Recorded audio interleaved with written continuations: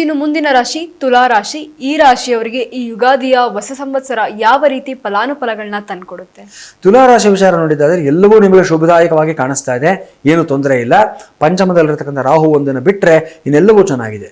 6ನೇ ಮೇಲೆ ಇರತಕ್ಕಂಥ ಶನೈಶ್ಚರ ಈ ಸಮಯದಲ್ಲಿ ನಿಂತು ಹೋಗಿರತಕ್ಕಂಥ ವಿದ್ಯಾಭ್ಯಾಸ ಮತ್ತೆ ಶುರು ಮಾಡೋದಕ್ಕೆ ಒಂದು ಚಾಲನೆಯನ್ನು ಕೊಡ್ತಾನೆ ನಿಮಗೆ. ಅದೇ ಪ್ರಕಾರ ನಿಮ್ಮ ಮಾನಸಿಕ ಸೌಖ್ಯ ನೆಮ್ಮದಿ ಎನ್ನುವುದು ಇನ್ನಷ್ಟು ನಿಮಗೆ ಜಾಸ್ತಿ ಆಗುವಂಥ ಒಂದು ಸಾಧ್ಯತೆ ಇರುತ್ತೆ. ಇನ್ನು 9ನೇ ಮನೆಯಲ್ಲಿ ಗುರುವಿನ ಸಂಚಾರ, 10ನೇ ಮನೆಯಲ್ಲಿ ಗುರುವಿನ ಸಂಚಾರ ಮಾಡುವಾಗ ವಿಶೇಷವಾದ ಸ್ಥಾನಮಾನಗಳು, ಗೌರವಗಳು ಇದೆಲ್ಲವೂ ನಿಮಗೆ ಬರತಕ್ಕಂಥ ಸಾಧ್ಯತೆ.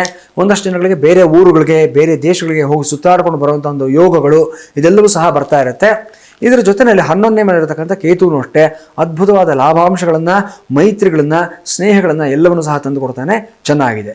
ಪಂಚಮದಲ್ಲಿರತಕ್ಕಂಥ ರಾಹುವಿನ ಒಂದು ದೋಷ ನಿವಾರಣೆಗೋಸ್ಕರವಾಗಿ ಮಾತ್ರ ನೀವೇನು ಮಾಡಬೇಕು ಅಂದರೆ ರಾಹು ಕವಚವನ್ನು ಪಾರಾಯಣವನ್ನು ಮಾಡ್ಕೊಳ್ಳಿ, ರಾಹು ಅಷ್ಟಕವನ್ನು ಪ್ರತಿದಿನ ಹೇಳ್ಕೊಳ್ಳಿ.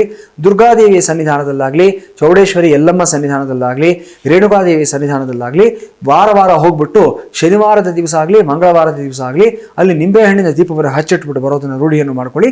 ಒಂದು ದಿವಸ ನಿಮ್ಮ ಜನ್ಮ ನಕ್ಷತ್ರ ಇರತಕ್ಕಂಥ ಒಂದು ಶನಿವಾರ ಆಗಲಿ, ಶುಕ್ರವಾರ ಆಗಲಿ ಮಡಿಲಕ್ಕಿಯನ್ನು ಅಮ್ಮನವರಿಗೆ ಸಮರ್ಪಣೆಯನ್ನು ಮಾಡಿಸಿ ಶುಭವಾಗುತ್ತೆ ನಿಮಗೆ.